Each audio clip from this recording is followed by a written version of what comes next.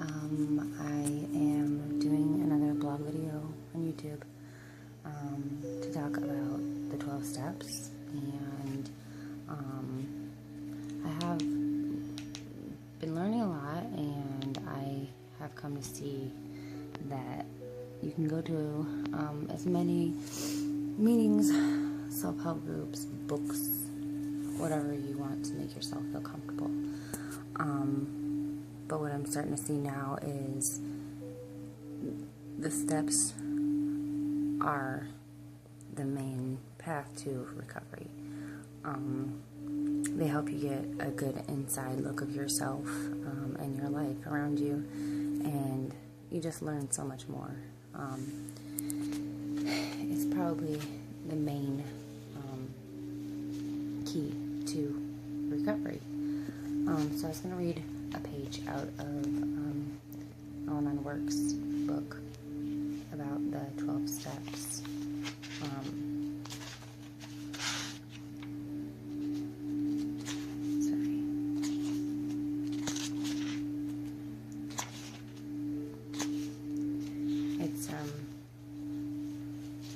It's really interesting how you can go from thinking that you're getting it down or you know it all, but you really are just beginning.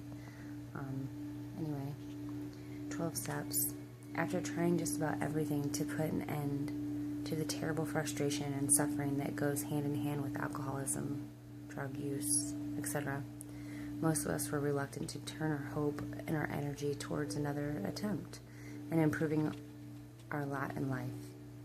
But out of desperation, or blind luck, or the grace of God, we came to Al-Anon, found comfort and support as we heard parts of our story told again and again by other people who had been through similar experiences. So we returned to the meetings and we tried out the suggestions we heard there. As these suggestions proved helpful, we began to find solutions that led to serenity, and we began to see hope. We decided to embrace the Al-Anon program and do whatever necessary to heal. We took a leap in faith, knowing that we would have to work hard and probably would change in ways that might not be predictable. Clearly, it was worth the effort because we want to be better, we want to grow, be happy, and that's who we are. But where do we go from there? What could we do to move our lives forward dramatically in a healthier direction? The single most productive way to grab a hold of all the Al-Anon program has to offer is to take the 12 steps. They are the essence of our program, underlying principles which all recovery in Al-Anon is based on. In the way the 12 steps how-to guide helps us find answers in our most pressing questions, answers that previously eluded us. In the process, we get to know ourselves by showing us how to make peace with the past, the steps to hold on, and help us learn to live the reality of the present. We begin to take care of ourselves, even and to challenge ourselves. We come to forgive ourselves as well as others, and ultimately to love more profoundly than ever before. But unlike other how-to approaches, the steps do not presume to hand out pat answers to too complicated personal questions, etc. Instead, they offer a process that enables us to find those answers for ourselves. Taking the steps is an ongoing learning experience in which every action brings us to new awarenesses of ourselves that we never knew before. Even our mistakes offer great riches because they can lead to meaningful insights. In this sense, every attempt we make to follow the spiritual path is a positive one, and we can make a wrong move. Can't make a wrong move.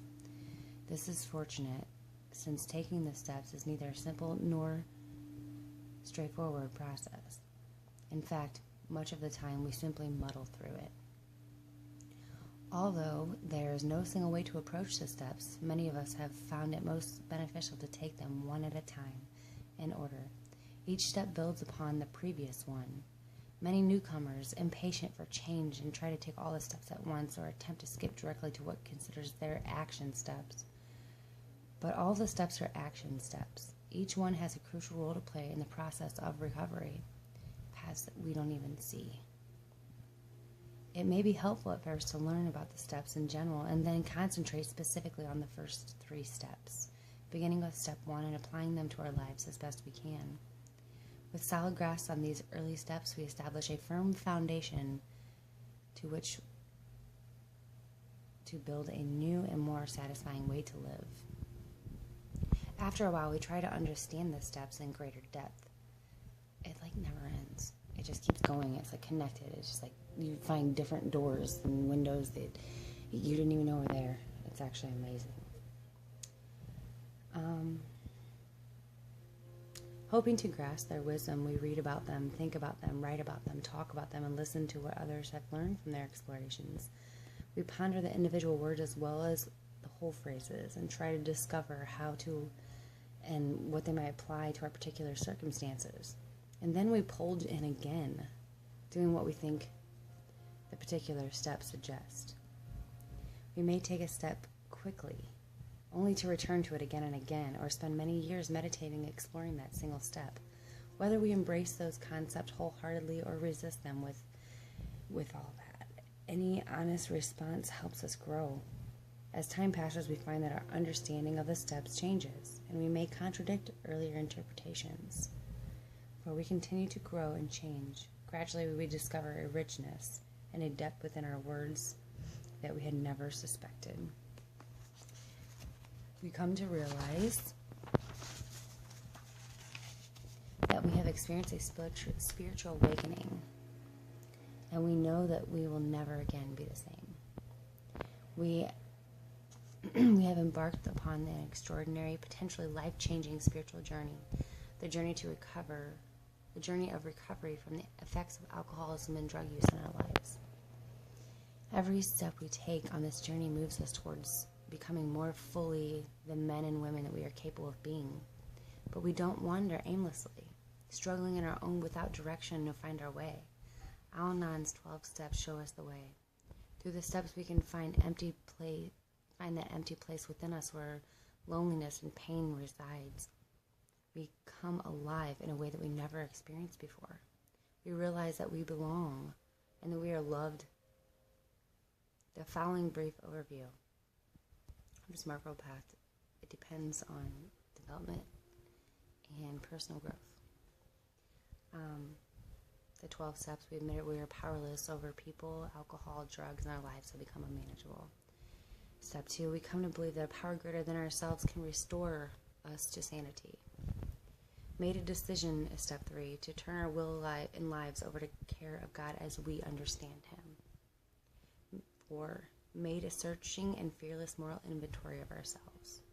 Step 5, admitted to God and to ourselves and to another human being the exact nature of our wrongs.